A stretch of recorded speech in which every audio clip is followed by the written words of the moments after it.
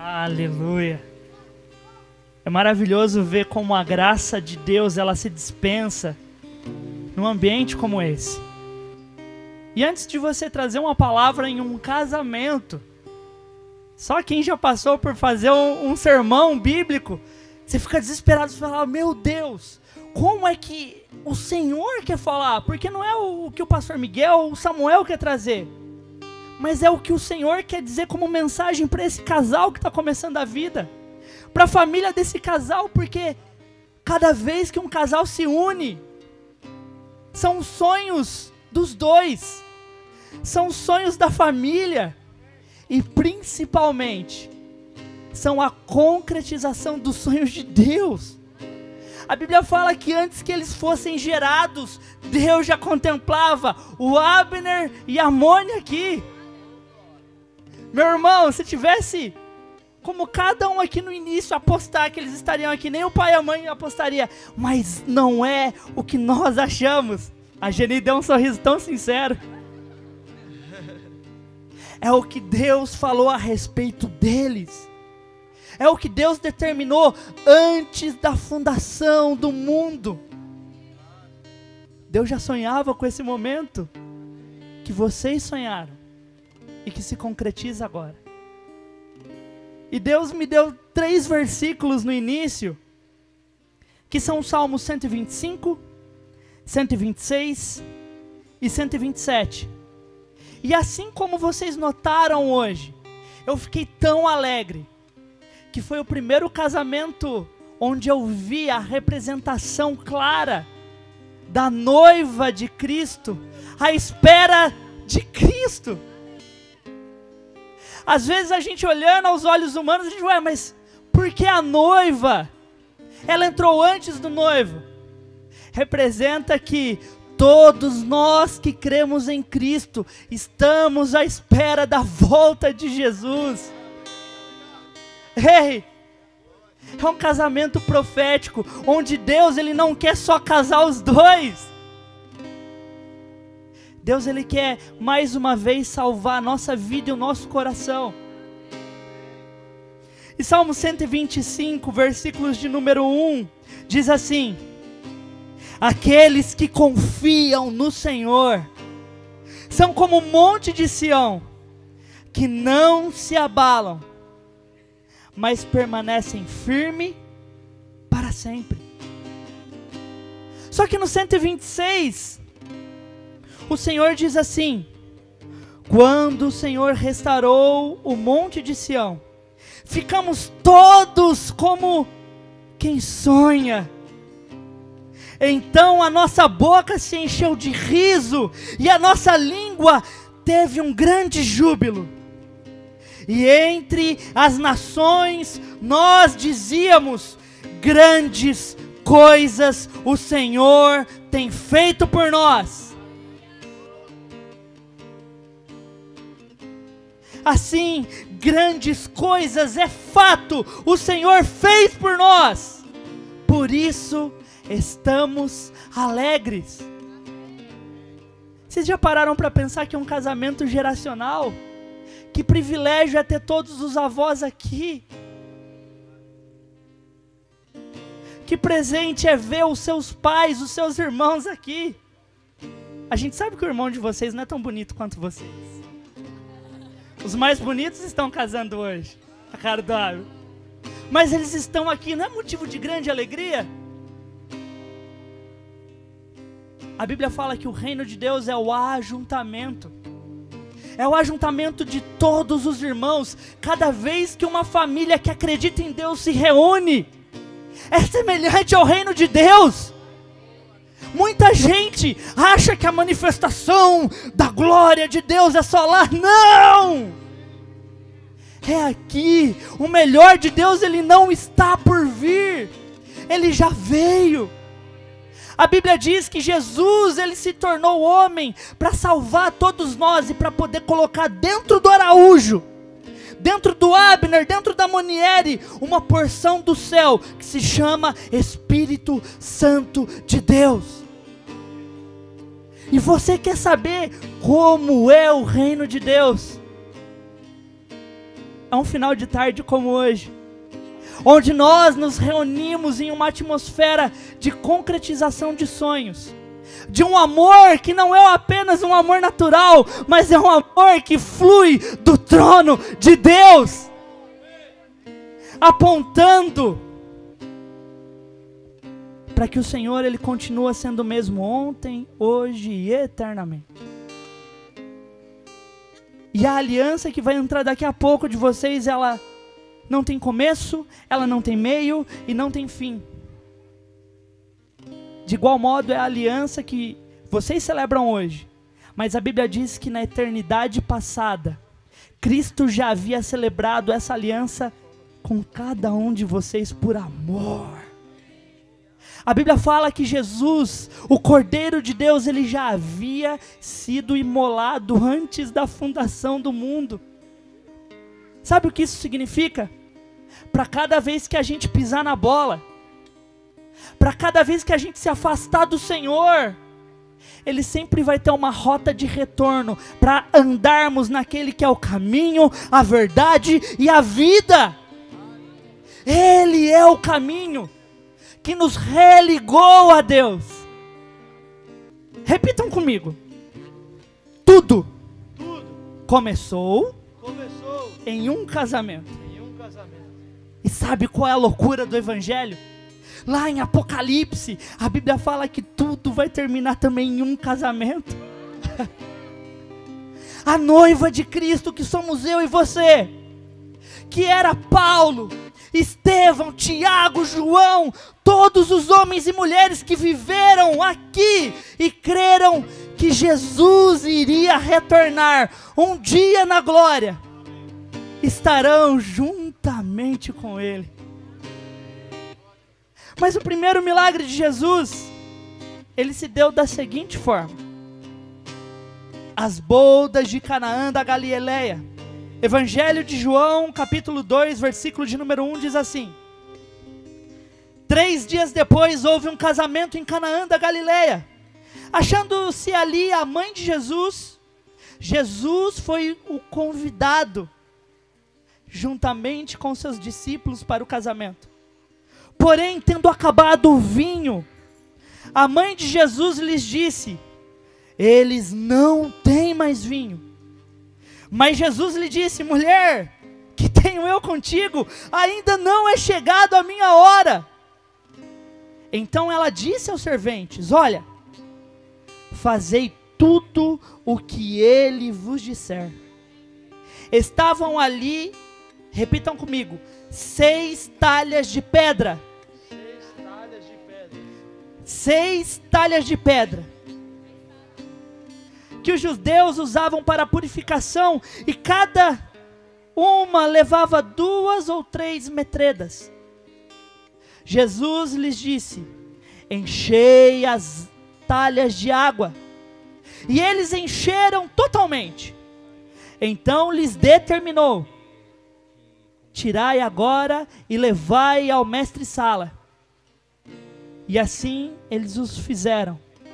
Tendo o mestre-sala provado a água que havia sido transformada em vinho, e não sabendo de onde ela viera, se bem que sabiam os serventes de onde haviam tirado a água, chamou o noivo e disse-lhe: todos costumam por primeiro servir aos convidados o bom vinho, que já beberam e se fartaram, e servem o vinho inferior no fim.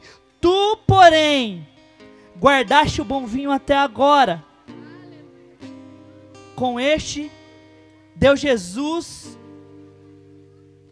milagre, deu Jesus princípio ao seu ministério em Canaã da Galileia. E manifestou a sua glória aos seus discípulos, e todos que estavam ali creram nele. Depois disso, desceu para Cafarnaum com sua mãe, seus irmãos e seus discípulos. A Bíblia fala, e nós acabamos de ler, que haviam 6 talhas de... A Bíblia mostra também que no 6º dia, Deus criou o homem. não é o pastor Samuel. A Bíblia remete o número 6 como o número do homem.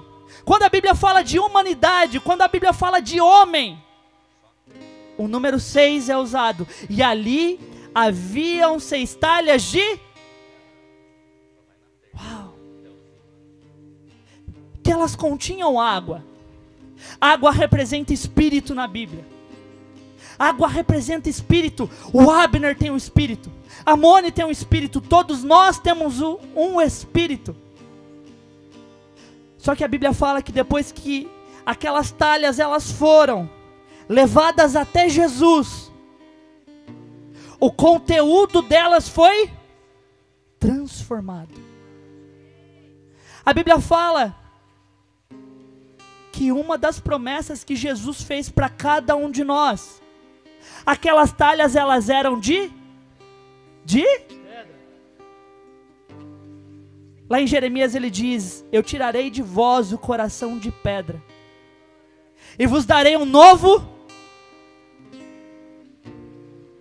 O maior milagre de Deus, ele se deu início num casamento, transformando água em vinho, porque apontava, Jesus ele estava exclamando e dizendo: a minha passagem na terra é para transformar aquilo que está dentro de você.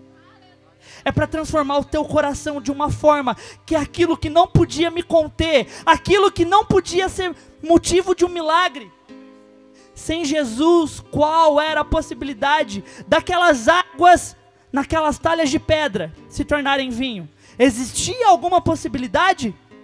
Mas quando Jesus ele entra dentro de um casamento, quando Jesus ele é convidado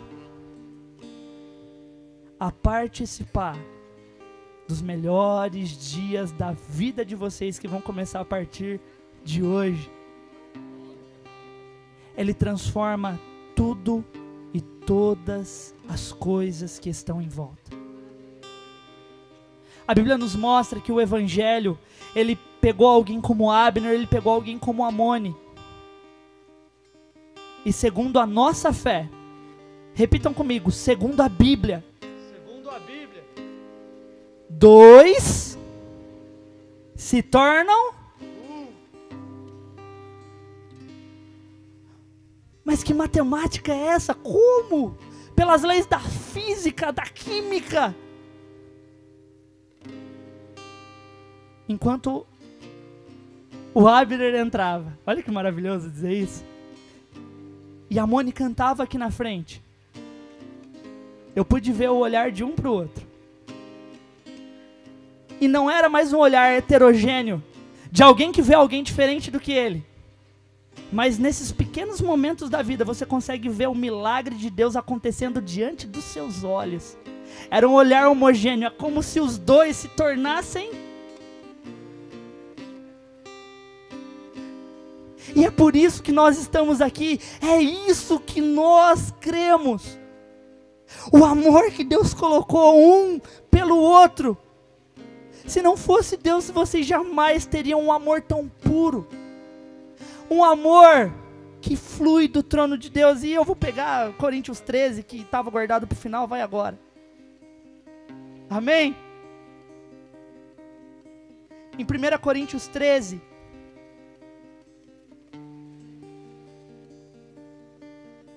o apóstolo Paulo, aquele que mais passou o tempo nessa terra com Jesus, mas não em corpo físico, em espírito, ele descreve o que é amor.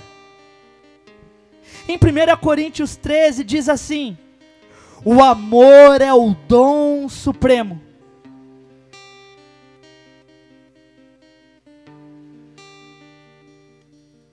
E ele disse ainda que eu fale a língua dos homens e dos anjos, se eu não tiver amor, eu serei como um bronze que soa, ou como um sino que retine. Ainda que eu tenha o dom de profetizar, e conheça todos os mistérios e toda a ciência, ainda que eu tenha tamanha fé a ponto de transportar os montes, se eu não tiver amor, eu nada serei. ainda que eu distribua todos os meus bens aos pobres, e ainda que eu entregue o meu próprio corpo para ser queimado, se eu não tiver amor, nada disso me terá proveito. E aqui eu deixo para vocês dois. Esquece de todos os convidados que estão aqui agora, não é para mais ninguém que não seja vocês hoje. A Bíblia diz assim: o amor é paciente. O amor que vem de Deus, ele é benigno. O amor, ele não arde em ciúmes, ele não se ufana e ele não se ensoberbece. O amor não se conduz inconvenientemente, ele não procura os seus próprios interesses e não se exaspera e nem se ressente do mal. O amor não se alegra com a injustiça, mas regozija-se com a verdade. Ele tudo sofre, tudo crê, tudo espera e tudo suporta. O amor jamais acaba. Mas havendo profecias, elas desaparecerão, e havendo línguas, um dia elas cessarão. Havendo a ciência, um dia ela passará. Porque o que parte conhecemos e em parte profetizamos. Quando, porém, vier o que é perfeito, então o que é em parte será aniquilado. Agora, pois, permanecem esses 3 dons: a fé, a esperança e o amor. Destes 3, porém, o maior é o amor. O amor jamais acaba. O amor, ele não para em qualquer obstáculo. E para vocês dois que são pessoas que amam a Deus, que temem a Deus, o maior exemplo de amor foi aquele que Jesus deixou na cruz por caras como nós, meu irmão. A Bíblia fala que a maior história de amor que já existiu foi Jesus se doando para salvar eu e você. Pessoas que não merecíamos, pessoas que não tínhamos direito a nada, mas ele se doou. Então, Abner Limonieri quer saber qual é o segredo do amor? É servir. Não tem como eu lavar os pés de alguém sem sujar as minhas? A gente vive um evangelho muito teórico. Igrejas não querem se comprometer com pecadores. Pessoas no primeiro erro de outra, não, ela não serve mais. Não, mesmo a Bíblia diz, quando ainda éramos pecadores, Cristo morreu por cada um de nós. E Ele deixou o exemplo. Amor é cuidado. Amor é serviço. Amor é ser um só, uma só fé. Amor é você olhar para o lado e saber que você não tem só uma esposa. Em alguns momentos ela vai ser um soldado de guerra que vai estar ao seu lado pro que der e vier, meu irmão. Em alguns momentos ela vai ser como uma filha sua também. Alguém que você, como homem da casa, vai ter que cuidar, proteger e amar. E olha que loucura, em alguns momentos ela vai ser para você uma figura materna maior do que a sua mãe foi. Porque onde a sua mãe não pôde ir, ela vai estar ao seu lado, cuidando de você para o resto da sua vida. A Bíblia fala que quando Deus, Ele quer falar de destino, meu irmão, vai! Ele usa a figura de um pai, que envia, que educa, que chega como o Araújo fez com você, meu irmão. Limpa o joelho aí e vambora, cara. Pai dá destino. Seja esse homem de Deus que dê destino de Deus para sua família. Só que quando Deus, Ele quer falar de amor, Ele usa a figura de uma mãe. Porque a mãe é quem, nos primeiros momentos de vida, ver que a vida dela não é mais só dela, é de mais alguém que saiu dela. É de mais alguém que compartilha o mesmo sangue, o mesmo coração, o mesmo cuidado. Então eu digo para vocês dois, você cuida dele. E você dá destino para sua família. A sua família é uma ferramenta de Deus. A sua casa, a sua família, os teus filhos são presentes que Deus vai te dar. Cuida daquilo que Deus te deu. O maior presente de Deus é o que Ele fez na vida de vocês dois. Jamais se esqueça disso. Oh, aleluia!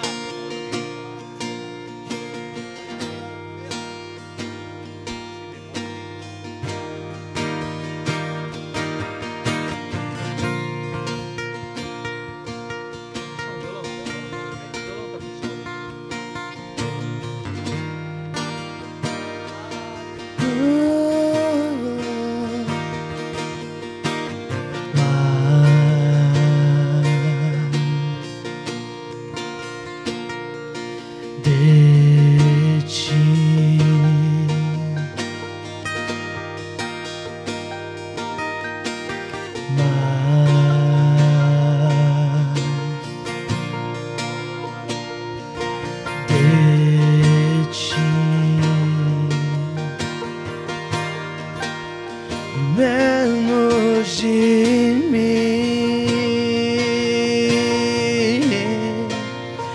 menos de mim,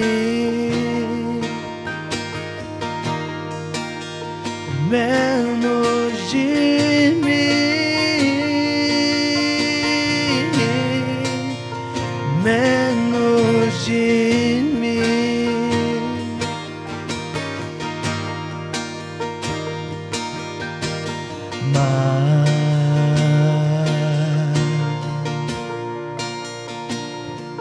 De ti,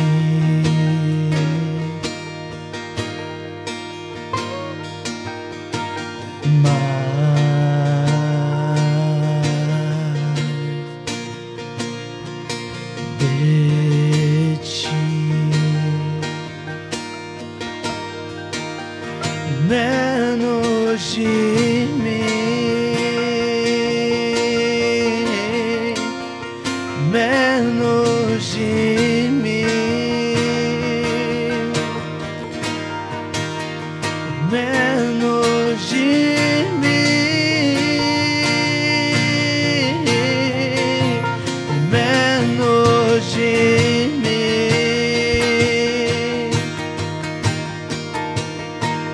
Que ele cresça e eu diminua,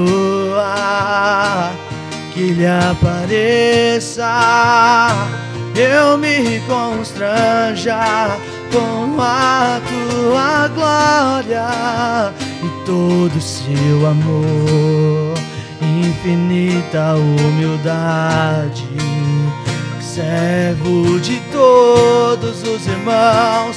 Que ele cresça e eu diminua, que ele apareça, eu me constranja com a tua glória e todo o seu amor, infinita humildade, servo de todos os irmãos.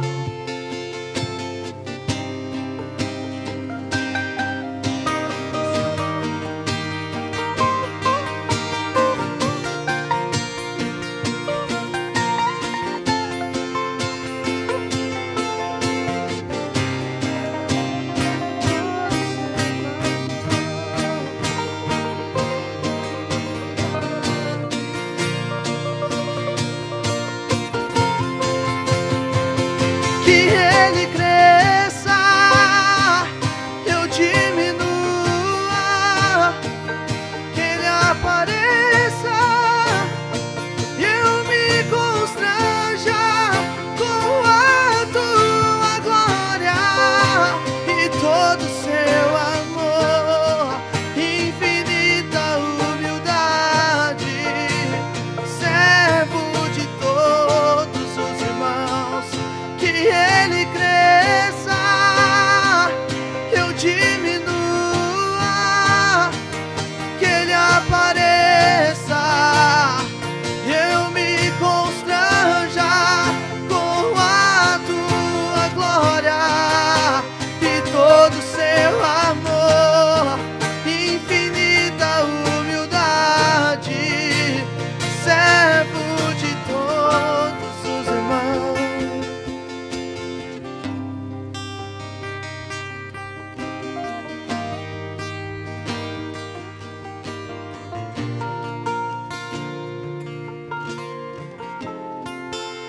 A Bíblia diz que uma das últimas coisas que Jesus fez, tô ganhando tempo, mano,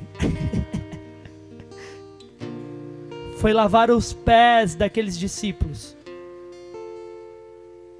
Daqueles que, como o meu pai acabou de falar em João 17, na última oração que Jesus faz, ele chama eles de amigos. Só que Pedro falou assim: Senhor, eu não sou digno de que o Senhor lave os meus pés. E Jesus respondeu para ele: em verdade te digo, se eu não puder lavar os teus pés, se eu não puder te servir, você não tem parte comigo no reino dos céus. Aí Pedro falou: não, então me lava inteiro. Sabe por quê? Só quem aceita o sacrifício de Jesus naquela cruz, só quem aceita a ideia de que Deus veio por amor e fez isso com cada um de nós, pode um dia entrar dentro do reino dele. Porque a unidade da medida, da estatura, do amor de Deus sempre vai ser o serviço. Sempre serão a respeito de homens e mulheres, de pequenos cristos, daqueles que são a igreja, cuidando um dos outros.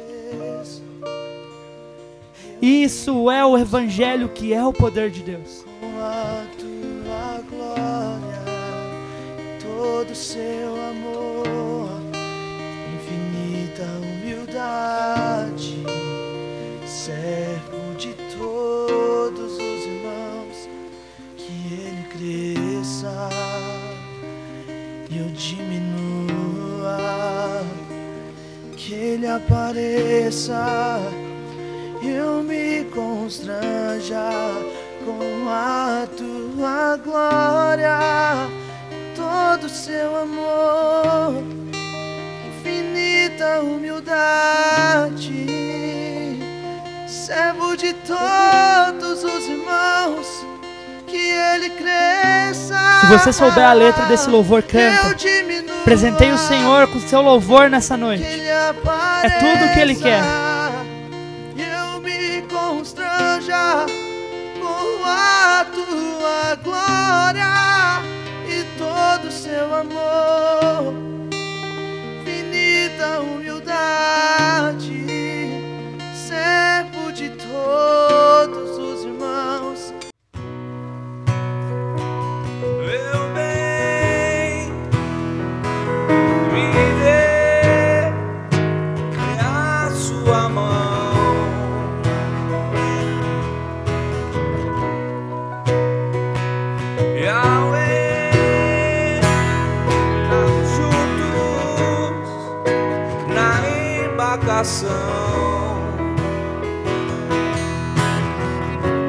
Pro outro lado do mar, além do que o olho vê, com o vento a nosso favor, não temos o que temer.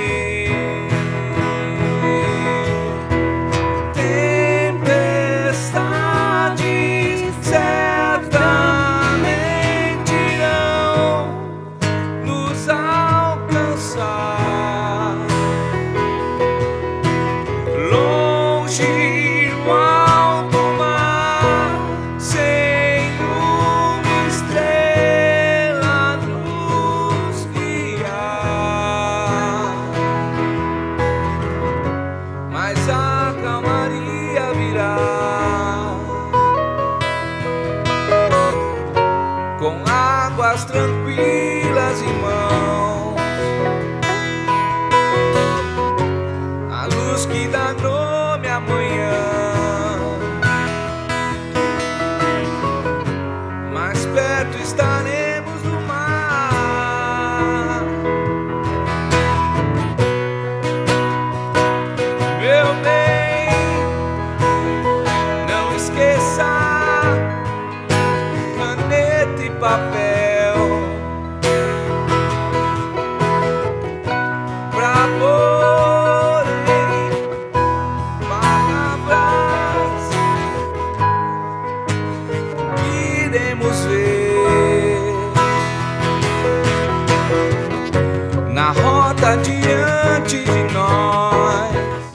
Efésios 5, versículo de número 24, diz assim: como, porém, a igreja está sujeita a Cristo, assim também as mulheres sejam submissas ao seu marido. Maridos, amai a vossa mulher, como Cristo amou a igreja. Em Filipenses 2,5 diz assim: tenham em cada um de vós o mesmo sentimento que houve em Cristo Jesus. Raul, me ajuda aí. Amém. O qual, subsistindo em forma de Deus, não considerou o ser igual a Deus como algo que devia apegar-se, mas esvaziou a si mesmo e tornou-se um servo, em semelhança aos homens, e achando-se na forma de homem, humilhou-se a si mesmo, tornou-se obediente até a morte, morte de cruz. Pelo que também assim Deus o exaltou soberanamente e lhe deu um nome que está acima de todo, para que ao nome de Jesus se dobre todo joelho, os que estão nos céus e na terra e debaixo da terra, e toda língua confesse que Jesus Cristo é o Senhor. Daqui para frente vocês vão começar uma caminhada, onde não são mais dois, são três que se tornam um. A Moniere é a figura de Cristo para você. E o Abner é a figura de Cristo para você. Vocês não iniciam algo natural, não, meu Deus. Vocês iniciam hoje o maior plano de Deus na embarcação das vossas vidas. Sabe por quê? Eu acho que essa eu já falei para tu.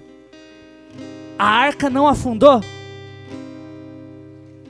Quem construiu a arca? Foi Deus ou foi um cara chamado Noé? Mas dentre as medidas que Deus havia dado para ele, ele falou, ó, não coloca um leme. Sabe por que a arca não afundou no meio da tempestade do dilúvio? Porque quem dirigia e governava aquela arca não era Noé, era Deus. O casamento é isso, vocês construíram até onde vocês podiam. O resto é entregar na mão do Senhor. E se Ele trouxe vocês até aqui, muito mais Ele fará daqui para frente. Queria que vocês unissem a testa como um beijo de esquimó. Muito fofo. E eu vou dizer para vocês o mandamento maior que Jesus deixou naquela cruz, e aqui nós encerramos. Enquanto Jesus ele fazia a maior prova de amor da história, o que estava no coração dele era o mesmo que Paulo escreveu. Romanos 8:31 diz assim: que diremos, pois, diante dessas coisas? Se Deus é por nós, quem será contra nós? Ele é aquele que não poupou nem o seu próprio filho, antes o entregou por cada um de nós. Porventura também não nos dará graciosamente com ele todas as coisas? Sabe o que é vocês receberem como casal? Continua aí, não olha para mim não, esquece de todo mundo. Todas as coisas que Deus tem reservada. É que os discípulos de Jesus, eles viram Jesus andar por sobre as águas. Eles viram 5 pães e 2 peixinhos a alimentarem uma multidão. Mas a Bíblia fala que aqueles mesmos discípulos também padeceram necessidade, dificuldade, passaram por todo tipo de tempestade, enfrentaram exércitos, entraram na cova de leões, enfrentaram gigantes no campo de batalha, e assim vai ser a vida de um casal que segue os passos de Cristo. É um gigante por dia, mas a nossa esperança habita naquele que venceu a tudo por amor de cada um de nós.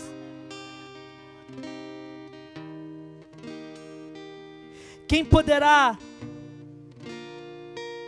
tentar uma acusação contra um eleito de Deus, se é Deus quem os justifica? Quem os condenará, se é Cristo Jesus quem morreu e quem também ressuscitou e está à direita de Deus e intercede por nós? E o 35 é para vocês. O que poderá nos separar do amor de Cristo? O que poderá separar o Abner e a Munieri, se eles estiverem fundamentados em Cristo? Se a vida deles, assim como foi essa cerimônia do casamento, apontarem para uma entrega, de dizerem: Senhor, a minha vida era minha, mas agora eu entrego nas tuas mãos. Quem poderá nos separar do amor de Cristo? Será a tribulação, a angústia, a perseguição, a fome, a nudez, o perigo ou a espada? Como está escrito: por amor ao Senhor é necessário que sejamos entregues à morte todos os dias, e o dia todo seremos considerados como ovelhas para o matadouro. Mas em todas estas coisas somos mais do que vencedores, por meio daquele que nos amou. Porque eu estou bem certo de que nem a morte, nem a vida, nem anjos e nem principados, e nem as coisas do presente, e nem do porvir, e nem a altura e nem a profundidade poderá nos separar. Repitam comigo, vocês dois. Poderá nos separar do amor de Deus que está em Cristo Jesus, nosso Senhor.